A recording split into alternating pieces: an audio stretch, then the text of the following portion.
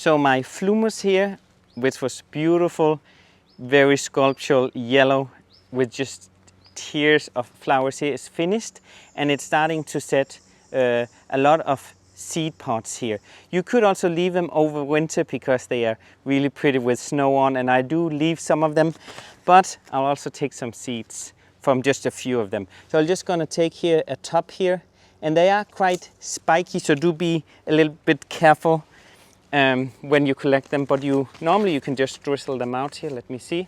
So you just tip them upside down, and a bunch of new Phlomis here.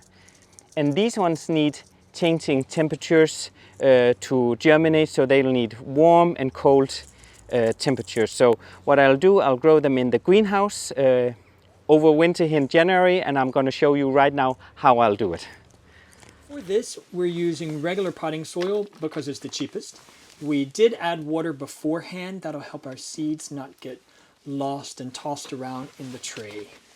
Oh, and if you want to see a great video on how to winter sow, click the link here. Good job, Lars. So I'm going ahead and sowing my Phlomis. This is the yellow variety, and the seeds here are really kind of big, and I just toss them a little bit around here,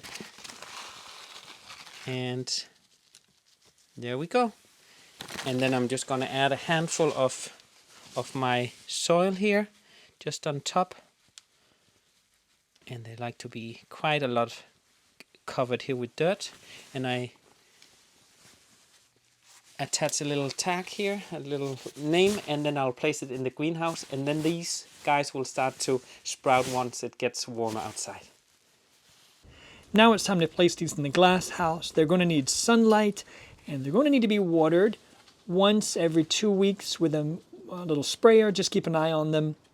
Once these seedlings start to sprout, they'll be ready to plant out directly in the garden come springtime. So it has been 3 months, and the Phlomis here, they sprouted in the tray, and once they got a little bit bigger, when I have the second set of leaves, I have repotted it, and then it will be placed out in the garden. If you don't have the time or the space, you could also plant it right out in the garden from the tray.